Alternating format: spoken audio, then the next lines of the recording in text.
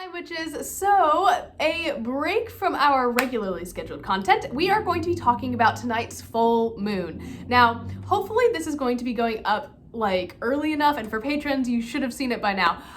But this full moon, the November full moon, is called the full Beaver Moon, and this is a very important moon because it is another one of our lunar eclipses. So we had one earlier in the year. It was like the full flower super blood moon, so it means like the moon was really big and like red, and I believe it was in March or May. It was an M month, I know that.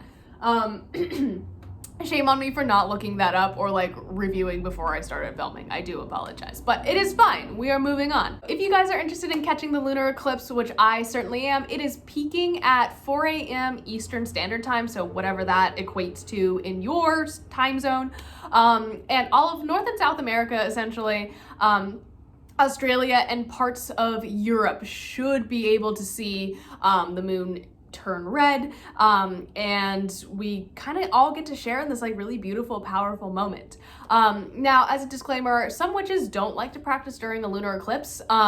It can be like the energy itself can be a little bit more chaotic. As always, there are tons of opinions on the internet, especially when it comes to like practicing during a lunar eclipse. Now, some people don't like to practice at all during a lunar eclipse because the energy does tend to be a little bit more chaotic. So if you are making moon water, it's going to be like supercharged, but not so much like power, like yes, but also like chaos. So a lot of people don't like to practice during the lunar eclipse because of that. I, on the other hand, embrace that, so I will definitely be making moon water. And I'm going to show you, like, tell you about some of the applications I'm going to be like transferring this chaos into, if that makes sense. So it is completely up to you. Don't let anybody tell you right or wrong. It is how you feel like you want to practice, and whatever you want to do is perfectly fine. So if you still want to observe the full moon but don't want to practice during a lunar eclipse, that is a-okay. Full moons can be celebrated or observed for a total of 3 days. So it's the day before, the day of, and the day after. So if you didn't want to do it today, you can do it tomorrow.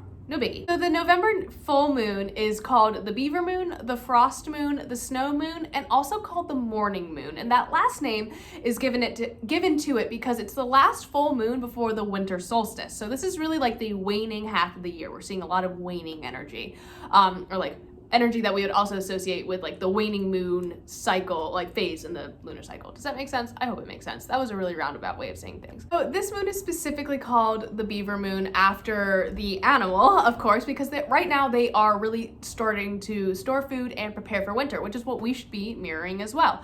Now's the time to really like finish up our goals, really just finish up all of the things that we were manifesting for the entire year, tie up loose ends, and just prepare for a time of rest. This is also a good time to kind of start to evaluate what is draining your energy the most, or where you're focusing the most of your like negative attention, where like things you're anxious about, things you want to change in the new year, etc., etc. So now's a really good time to do that too. So it's like this kind of like weird quiet time, like right before like the holidays. So I encourage you guys to kind of indulge in this quiet energy if you can. So yes.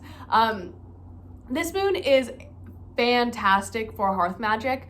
It is all about protecting your home, for me, in my opinion. So any magic that has to do with cleansing, warding, kind of like hunkering down, nesting, and releasing anything that you don't want to carry with you into 2022, now's the time to start looking at all of that, analyzing it. That's why we're doing shadow work, and preparing yourself and protecting yourself against anything that might, you know, linger or that you don't want to carry with you, which is cool. To celebrate this moon, if you wanted to decorate your altar, you could use the colors black, white, silver, of course, for the colors of the moon.